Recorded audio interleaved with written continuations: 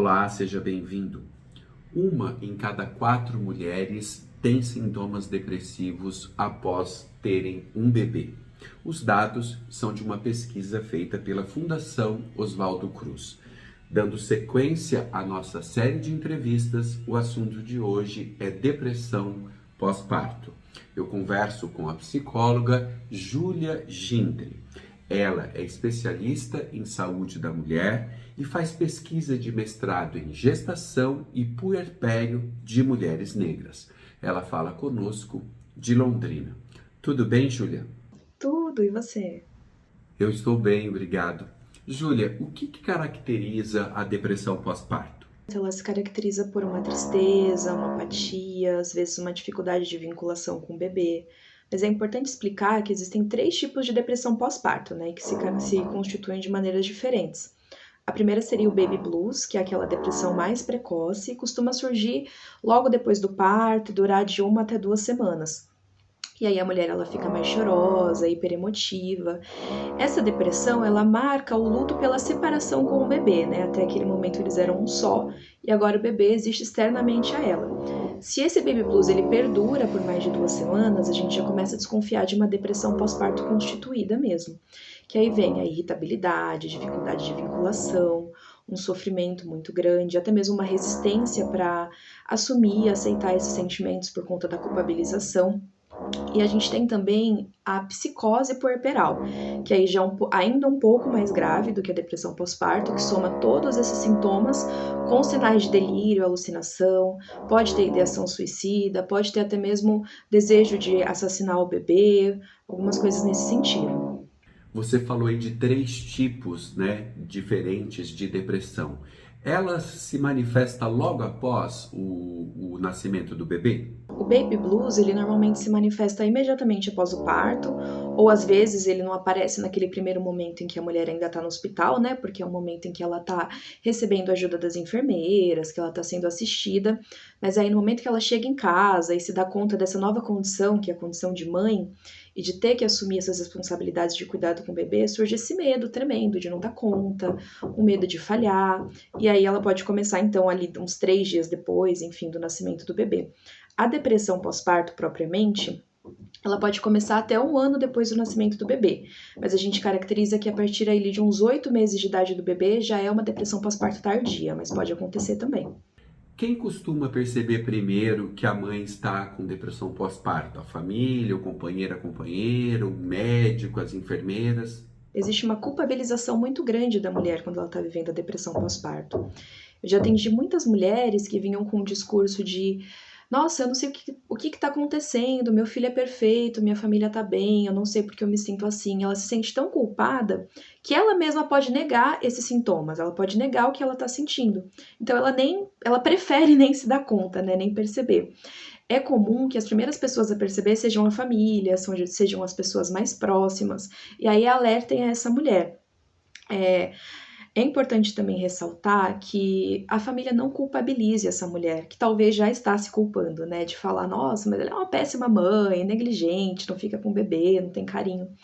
Porque isso só vai piorar os sintomas, na verdade. A depressão pós-parto é mais comum em primeira gravidez? Na verdade, não existe relação. A gente costuma pensar, né, que na primeira gestação deve ser mais difícil, mas a verdade é que a cada parto aquela mulher nasce enquanto mãe, porque cada parto é único e cada bebê é único. Então sempre ela pode estar no 3º, no 10º filho, ela está nascendo enquanto mãe.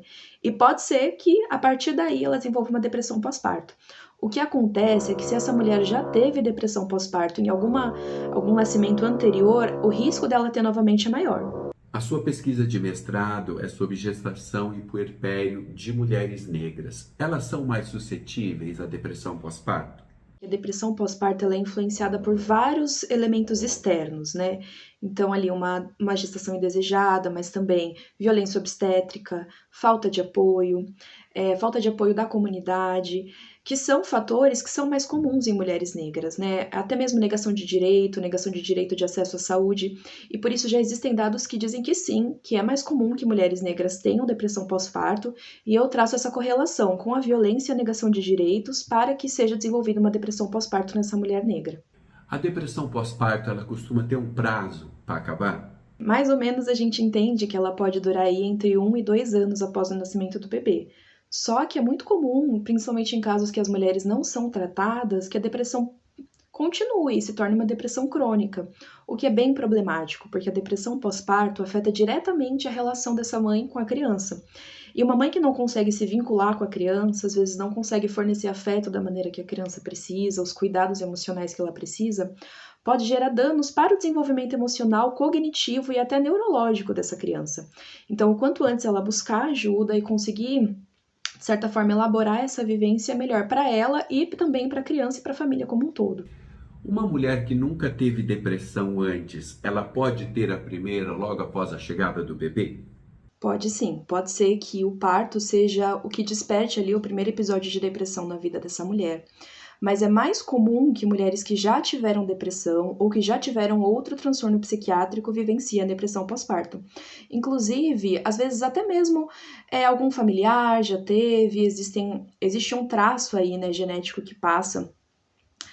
Então, mulheres que já tiveram depressão ou que já tiveram um transtorno psiquiátrico ou que têm sinais na família de transtorno psiquiátrico têm mais chance de desenvolver depressão pós-parto, inclusive mais chance de desenvolver o nível mais grave, que é a psicose puerperal. E isso costuma ser perceptível durante a gestação? Assim, o ginecologista consegue perceber alguns sinais já durante a gravidez? Durante a gravidez, é importante estar alerta para entender se essa gestação foi desejada ou não, para entender como que a família está reagindo a essa gestação, se ela está recebendo apoio, se ela está recebendo cuidado. Mas não tem nada que determine mesmo se vai acontecer. Esses fatores externos, eles ajudam a entender se vai acontecer ou não, e o profissional de saúde precisa estar atento a eles. Mas não é porque deu tudo certo, digamos assim, durante a gestação, que não vai acontecer uma depressão pós-parto. Pode ser que mude depois. Como é feito o tratamento da depressão pós-parto? Pela via da psicoterapia, né, ali com o psicólogo, em sessões semanais, mas também pode ser necessário o uso de medicamentos, principalmente nos casos mais graves, em que existe ideação suicida, ou no caso da psicose puerperal, né, que tem delírio, que tem alucinação, que pode ter um risco de vida para esse bebê também. Aí pode ser importante que sejam usados medicamentos no tratamento. Qual o papel do companheiro ou companheira e mesmo da família no apoio a essa mulher depressiva? Eu já vi diversos relatos de mulheres que acabam procurando ajuda da mãe ou da sogra depois do nascimento do bebê, né? Até para se adaptar nesses primeiros meses. E aí elas acabam tendo a sua maternidade de certa forma negada, ouvindo coisas do tipo, ai, deixa que eu faço o que você tá fazendo errado, desse jeito você vai engasgar o bebê, não pode. Enfim, sendo negadas de diversas maneiras. Então, como que uma mulher que já tá emocionalmente fragilizada, que já tá com muito medo de não dar conta, recebe todas essas negativas, né? É importante que a rede de apoio apoie que essa mulher construa a maternidade da maneira como ela pode e como ela quer, como é possível para ela. Qual o percentual de depressão pós-parto que evolui para uma depressão mais aguda ou mais severa, conforme você relatou? Não existem pesquisas e relatos de um percentual exato. É comum que isso aconteça, principalmente nos casos em que não é procurado ajuda, em que não é procurado ajuda profissional mesmo, em que não existe apoio da família. No caso da depressão impedir que a mãe amamente o bebê, como que deve ser o sustento, né? Providenciado o sustento do bebê nesses primeiros dias ou nesse período? Se essa mulher puder continuar tirando o leite do próprio seio, seria o ideal.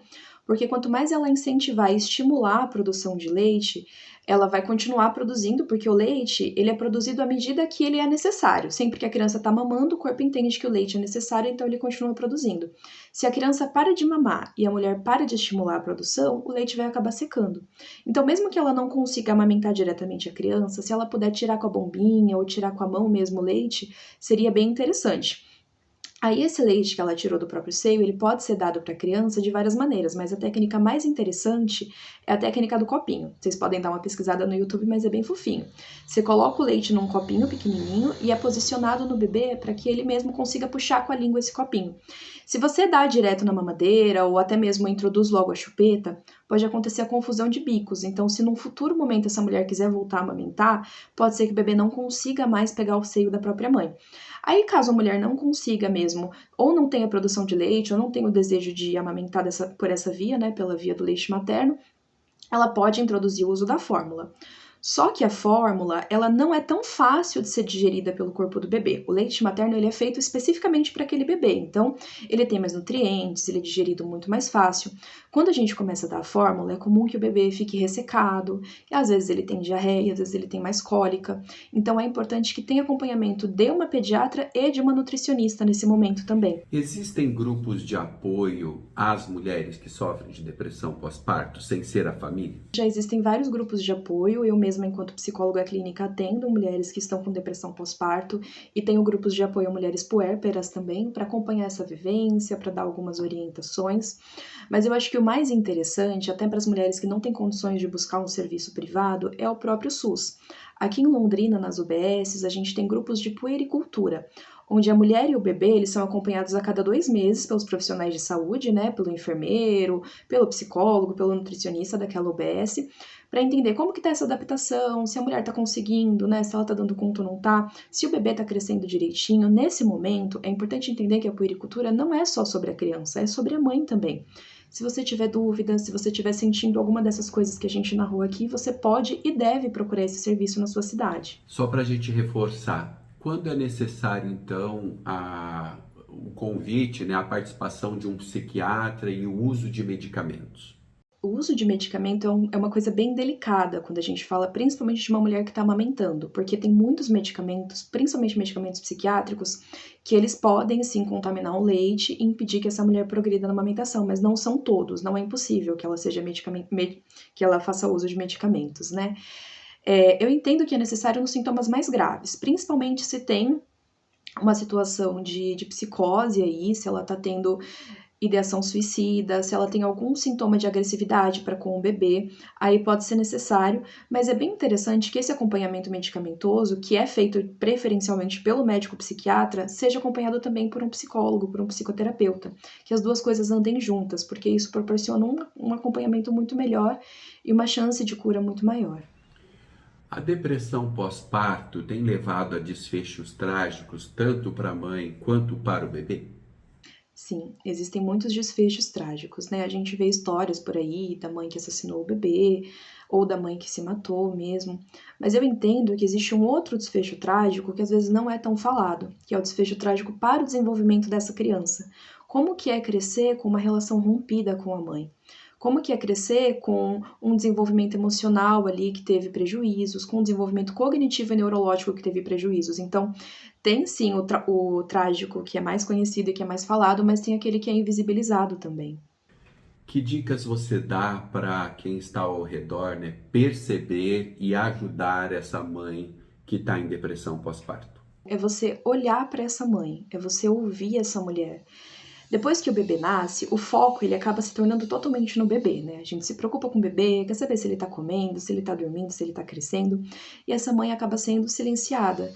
Às vezes, a mulher chega ali, até mesmo para um profissional de saúde, e fala: Nossa, eu não tô legal, eu não tô conseguindo dormir, o bebê chora a noite inteira, eu não tô conseguindo descansar, eu tô exausta.